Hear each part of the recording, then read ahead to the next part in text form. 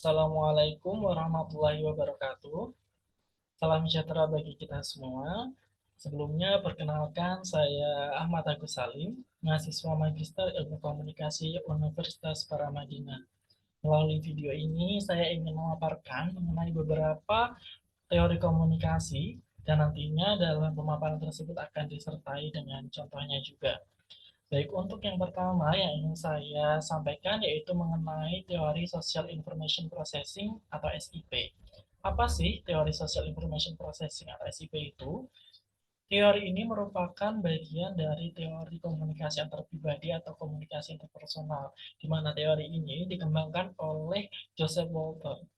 Teori ini dinamakan sebagai teori pemrosesan informasi sosial karena Walton percaya bahwa suatu hubungan tumbuh dikarenakan pihak-pihak yang terlibat mendapatkan informasi satu sama lain dan menggunakan informasi tersebut untuk membentuk kesan interpersonal tentang satu sama lain. Dan teori ini menekankan pada komunikasi online yang sifatnya ini tekstual. Jadi teori ini cenderung kepada teori komunikasi antar pribadi yang bersifat online atau melalui media online seperti itu. Dalam teori ini kita dapat mengenal orang lain terbagi menjadi 3 proses. Untuk proses tersebut yaitu ada social information, impression information, dan juga relationship development. Untuk social information merupakan tahap di mana seseorang mendapatkan informasi melalui sebuah interaksi interpersonal, di mana pada tahap ini seseorang mengetahui karakteristik dari lawan bicaranya melalui interaksi-interaksi interpersonal yang telah dilakukan. Kemudian dari interaksi-interaksi itu akan muncul yang namanya tahap kedua, yaitu impression formation, yaitu tahap di mana terbentuknya kesan dan terciptanya gambaran mengenai satu sama lain. Kemudian apabila pada tahap ini kesan yang didapatkan positif dan satu sama lain ingin membangun hubungan yang lebih, maka nantinya akan terhubung atau akan menuju ke tahap selanjutnya yaitu relationship development. Pada tahap ini, hubungan kedua belah pihak yang sedang melakukan komunikasi akan berkembang seperti itu. Dan untuk contoh pada teori ini yaitu seseorang yang menemukan jodohnya melalui aplikasi kencan atau dating apps, di mana salah satu artis yang bertemu jodohnya melalui dating apps yaitu Kiki Saputri yang merupakan artis dan juga komedian, stand up komedian, di mana dia mengenal suaminya dari aplikasi kencan dan awalnya dia merasa insecure seperti itu. Dan pada pembahasan ini saya memperoleh informasi melalui beberapa artikel berita dan juga melalui video yang diunggah di YouTube dalam bentuk podcast maupun reality show. Dalam pembahasan ini akan dibagi menjadi 3 proses. Yang pertama yaitu social information, di mana Kiki Saputri ini akan melanjutkan interaksinya dengan melihat bagaimana seseorang melakukan komunikasi dengan dia. Apabila seseorang tersebut terlalu berlebihan dalam komunikasi, misalkan orang tersebut meminta Kiki Saputri untuk stand up dalam interaksi pertamanya, maka dia tidak akan melanjutkan interaksi tersebut, sehingga di sini tercipta impression formation bahwa orang tersebut uh, kurang menarik atau tidak cocok untuk Kiki Saputri. Apabila orang lain itu, seseorang itu menganggap Kiki Saputri sebagai manusia yang biasa pada umumnya dan lebih tertarik bagaimana menciptakan hubungan yang baik dengan Kiki Saputri, maka uh, dia akan melanjutkan komunikasinya dengan orang tersebut yang nantinya akan mendapatkan kesan yang positif dari Kiki Saputri. Jadi Kiki Saputri mendapatkan kesan dari lawan bicaranya melalui interaksi-interaksi yang dibangun oleh komunikator. Apabila kalau sang komunikator memberikan pesan-pesan yang membuat atau tertarik kepada Kiki Saputri secara langsung, tertarik bagaimana Kiki Saputri menjalani kehidupannya seperti itu, tidak sebagai atau seorang tersebut menganggap Kiki Saputri sebagai seorang biasa atau orang yang biasa seperti pada umumnya, bukan sebagai seorang aktris, maka Kiki Saputri akan melanjutkan komunikasinya atau melanjutkan kepada tahap selanjutnya, yaitu tahap kesan atau pembentukan kesan. Yaitu pada tahap ini Kiki Saputri akan memilih seseorang yang dianggapnya memiliki kesan positif untuk yang nantinya akan mendapatkan atau lanjut ke tahap relationship development. Pada tahap ini Kiki Saputri meyakinkan lawan bicaranya, di mana pada saat ditanya di suatu reality show, pasangan Kiki tidak percaya bahwa ini merupakan Kiki Saputri yang notabene-nya seorang stand up comedian, sehingga Kiki Saputri meyakinkan lawan bicaranya yaitu dengan melakukan atau pindah ke aplikasi lain yaitu Instagram, di mana Kiki Saputri mengikuti atau follow akun Instagram dari suaminya yang sekarang.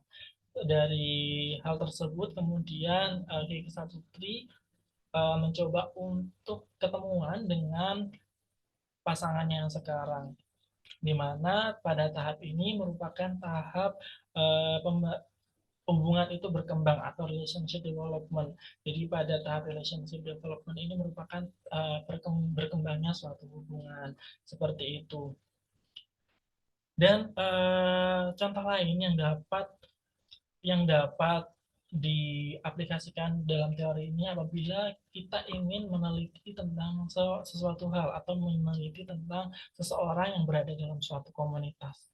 Jadi mungkin kita akan mencari tahu tentang komunitas tersebut, kemudian kita juga bisa memilih orang-orang atau narasumber-narasumber yang akan kita jadikan sebagai narasumber atau yang akan kita wawancarai. Dari pertama, kita akan mencoba untuk komunikasi interpersonal, di mana kita akan mencoba untuk melakukan pesan langsung atau mengirim DM kepada pemilik akun Instagram.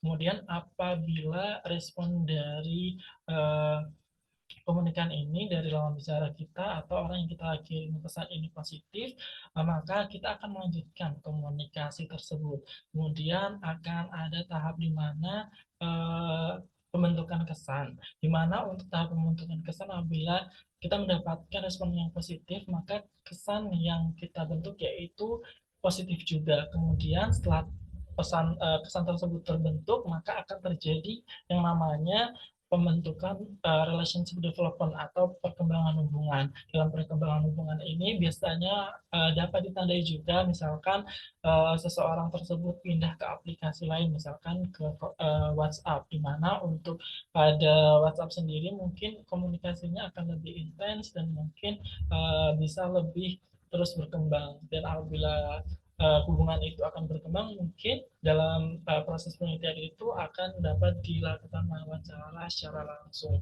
Jadi dari kesimpulan teori ini yaitu teori bagaimana seseorang mengenal satu sama lain melalui komunikasi online, dan bagaimana seseorang membentuk hubungan melalui komunikasi online yang terbagi menjadi 3 tahap, yaitu tahap social information, kemudian impression information, dan relationship development. Pada social information, seseorang akan mengetahui karakteristik seseorang melalui percakapan interpersonal. Apabila dirasa bahasa yang digunakan, pemilihan kata-kata, dan juga bagaimana mereka berbicara atau bagaimana mereka mengutarakan pesan, ini nanti akan membentuk kesan atau impression information pada diri orang lain, dimana apabila bahasa yang digunakan misalkan bahasanya friendly, baik, maka kesan yang kita peroleh yaitu baik juga. Apabila bahasa yang digunakan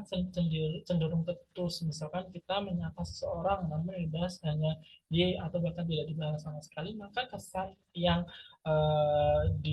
kita terima yaitu negatif juga. Kemudian dari kesan tersebut nantinya akan membentuk relationship development atau perkembangan hubungan. Apabila kita merasa uh, kesan yang kita peroleh yaitu positif, maka akan terjadi perkembangan hubungan di mana misalkan dari hubungan tersebut, misalkan dari aplikasi A, misalkan dari aplikasi dating apps atau Instagram, mungkin bisa pindah kepada aplikasi WhatsApp yang nantinya mungkin dari aplikasi WhatsApp mencoba untuk bertemu, misalkan apabila dari dating apps mengajak bertemu, terus kemudian dari pertemuan itu ada pertemuan-pertemuan lain yang nantinya akan membentuk hubungan yang lebih serius lagi, seperti itu.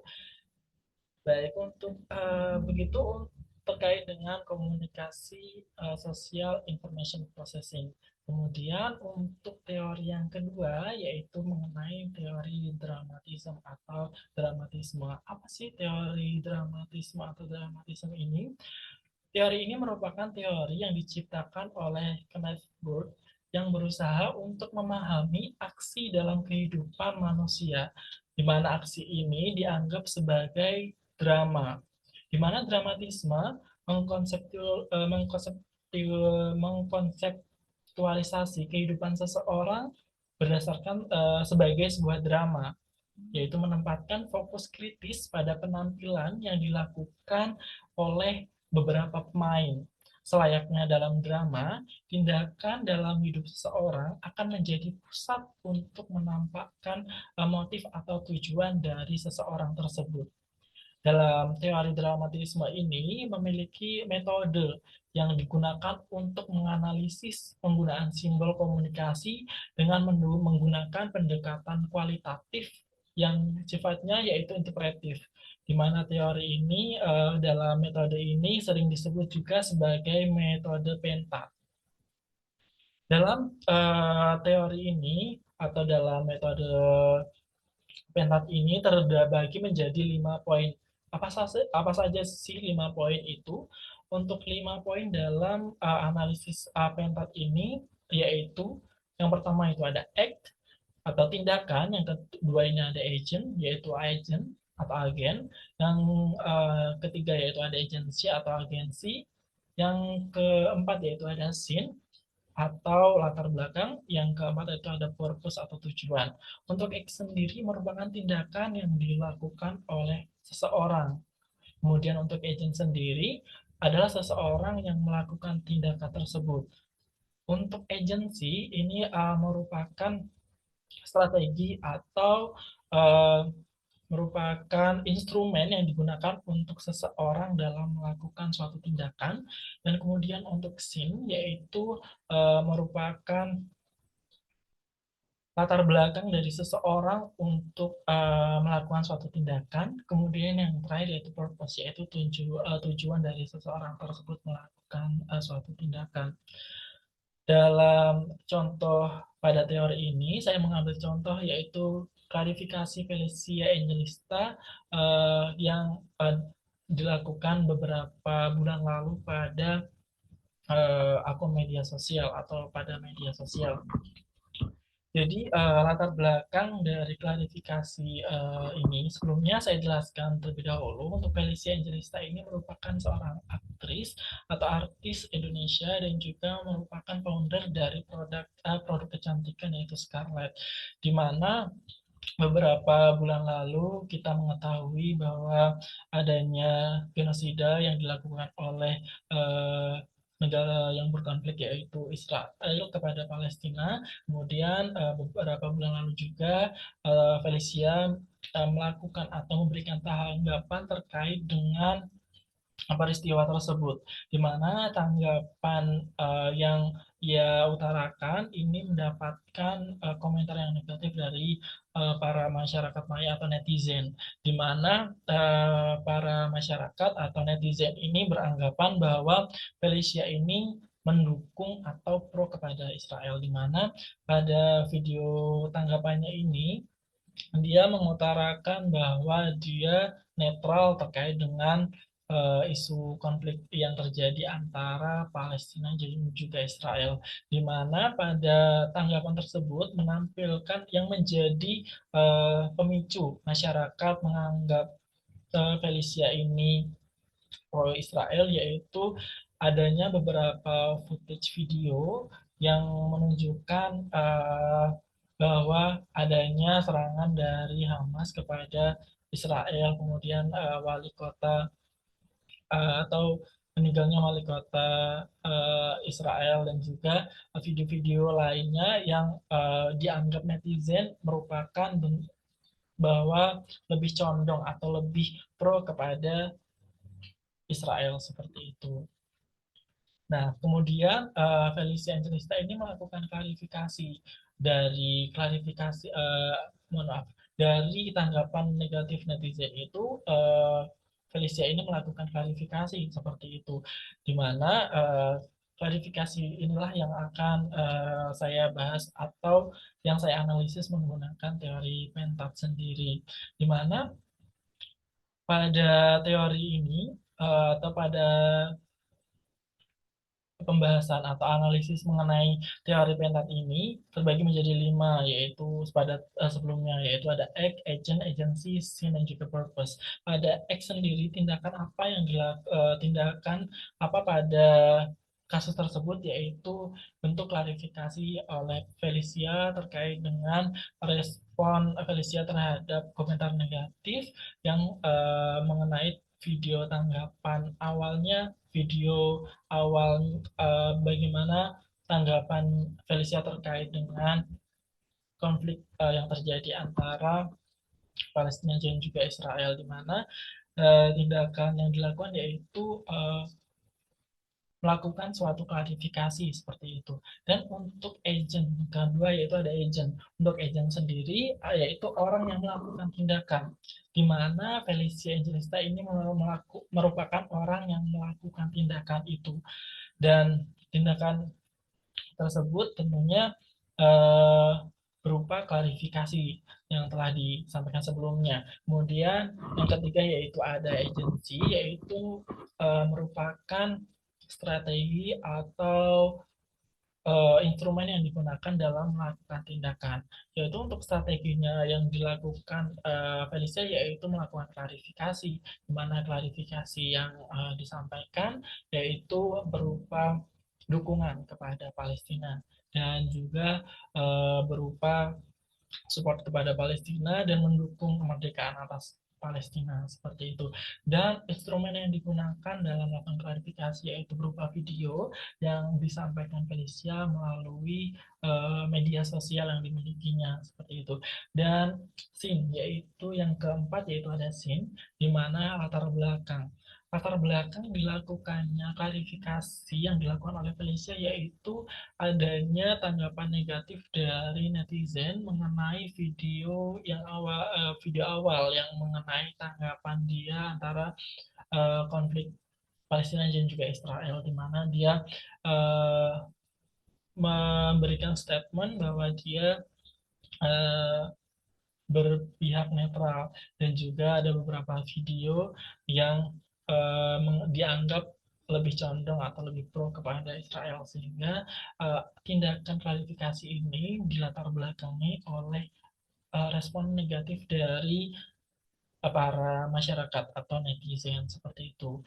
Kemudian apa sih tujuan dari klarifikasi yang dilakukan oleh Felicia, yaitu dalam purpose, di mana tujuannya ini yaitu untuk bagaimana masyarakat ini dapat percaya kembali kepada dia, terus menginformasikan kepada masyarakat bahwa dia juga prihatin terkait dengan konflik yang terjadi, dan juga memberikan dukungan kepada Palestina, di mana di sini dia juga merupakan pemilik dari atau founder dari brand kecantikan Scarlett, sehingga dia juga tidak ingin bahwa produknya ini diboykot oleh masyarakat, dikarenakan respon masyarakat pada saat itu juga menuju kepada produk yang dimilikinya, bahwa masyarakat memboikot produk kecantikan yang dimiliki yaitu Scarlett, sehingga tujuan yang Felicia lakukan dalam melakukan klarifikasi yaitu untuk menaikkan atau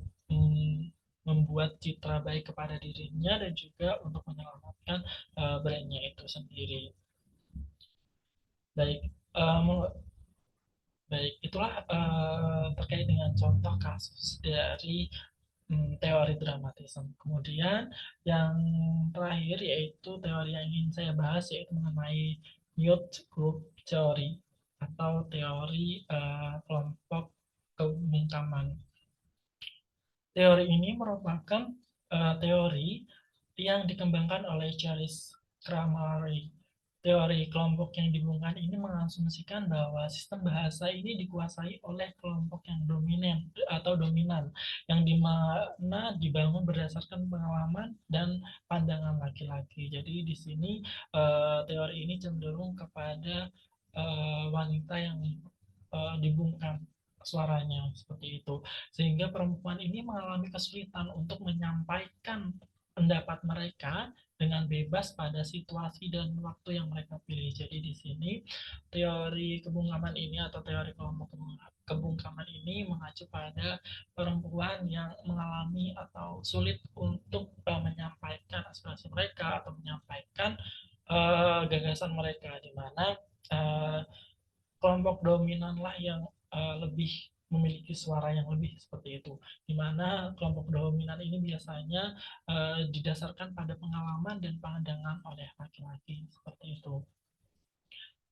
Dalam contoh kasus yang ingin saya bahas dalam teori ini yaitu diskriminasi perempuan yang bercadar, di mana melalui artikel yang telah saya temukan yaitu pandangan masyarakat terhadap perempuan yang bercadar di Provinsi Banten, di mana dalam tanggapan mereka cukup negatif seperti itu ya, bahwa dalam artikel tersebut yang saya temukan masyarakat menganggap orang atau wanita yang bercadar itu tidak kapal dalam beragama, kemudian dianggap negatif atau dianggap kurang berinteraksi dengan sosial, dan dianggap aneh, dianggap terlalu berlebihan, bahkan biasanya diejek menyerupai ninja seperti itu.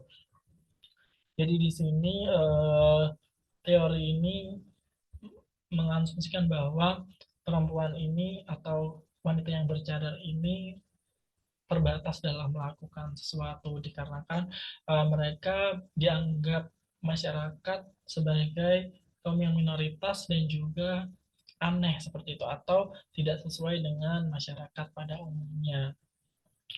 Kemudian ada contoh kasus lain, yaitu yang saya temukan berdasarkan jurnal, di mana berdasarkan penelitian yang dilakukan oleh Tanra, Nursalam, dan juga Syarifuddin pada tahun 2015, di mana teori ini dilakukan pada masyarakat desa Tobia, Kabupaten Luwu, terkait dengan persepsi mereka mengenai perempuan yang bercadar, di mana mereka tanggapan mereka terhadap perempuan yang bercadar ini cukup negatif.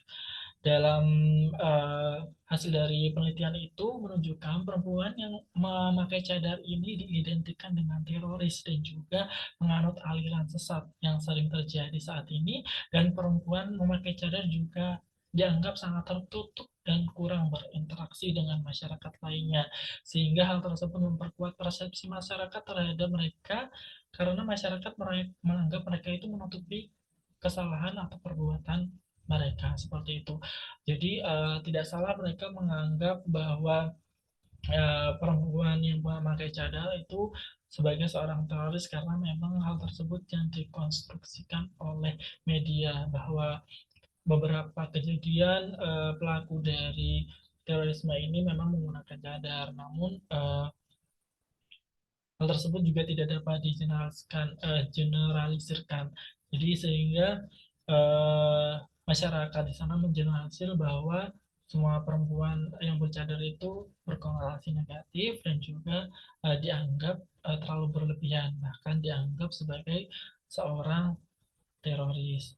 Kemudian di kasus yang lain yang berdasarkan penelitian yang dilakukan oleh Syafira dan Azaharia pada tahun 2020 mengenai perlawanan mahasiswa bercadar sebagai kelompok bungkam. Dalam penelitian tersebut ditemukan bahwa cadar merupakan budaya Timur Tengah, sehingga cadar sendiri ini dianggap sebagai perilaku radikalisme dan kerap juga dianggap sebagai perilaku yang menyeramkan atau dianggap orang yang memakai cadar ini dihilangkan seperti itu. Dan mahasiswa yang menggunakan cadar cenderung dianggap memiliki kepribadian yang introvert dan kurang berbaur. Hal tersebut dikarenakan biasanya perempuan yang bercadar ini membatasi diri mereka untuk berinteraksi dengan laki-laki, dan juga biasanya mereka tidak menambah pertemanan di kelas dengan wanita-wanita lain, atau jarang menambah pertemanan baik itu di kelas maupun di lingkungan kuliah, dan mereka biasanya berkumpul kepada atau bersama orang-orang yang satu pemikiran sama mereka. Jadi komunikasi mereka juga terbatas atau dianggap kurang berbaur dengan mahasiswa-mahasiswa yang lain seperti itu. Dan mahasiswa yang bercadar di kampus dianggap sebagai kelompok ungkap karena tidak dapat mengekspresikan diri mereka seperti itu. Jadi eh, bah, eh, wanita yang bercadar di kampus seringkali mengucilkan diri mereka atau kurang mengekspresikan diri mereka karena mereka merasa terkucilkan. Bahkan mereka juga membatasi diri mereka untuk berinteraksi dengan orang lain. Ini juga biasanya terdapat beberapa faktor. Biasanya mereka ini diejek oleh mahasiswa lain, atau diejek oleh orang lain, atau menjadi bahan bercandaan yang membuat mereka enggan untuk uh, berkomunikasi atau berinteraksi dengan orang lain. Jadi teori mute, mute group teori atau kelompok kepemahaman ini juga bisa dianalisis kepada seseorang atau wanita yang menggunakan cadar, di mana kita tahu bahwa wanita yang bercadar memiliki di Indonesia memiliki stereotip negatif.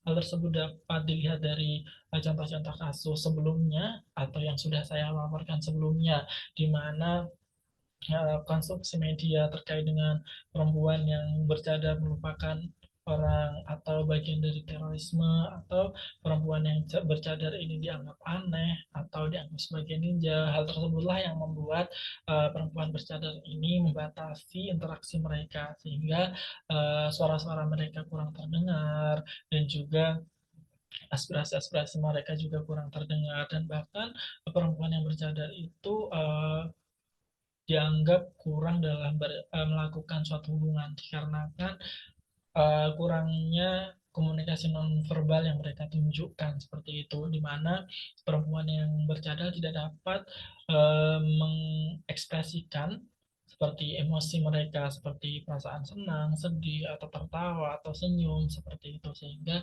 dianggap kurang dalam melakukan proses interaksi seperti itu. Baik, demikian yang teori-teori komunikasi dan contoh-contoh yang dapat saya sampaikan. Bila di sini ada kekurangan, saya mohon masukannya seperti itu. Dikarenakan pasti di sini dapat beberapa kekurangan yang telah saya sampaikan. Misalnya ada yang perlu ditambahkan, bisa nanti komentar melalui komentar yang telah disediakan seperti itu. Baik, cukup sekian untuk teori komunikasi dan juga contoh-contohnya yang dapat saya sampaikan. Kurang lebihnya mohon maaf. Nanti apabila memang ada masukan bisa disampaikan melalui komentar. Cukup sekian. Wassalamualaikum warahmatullahi wabarakatuh.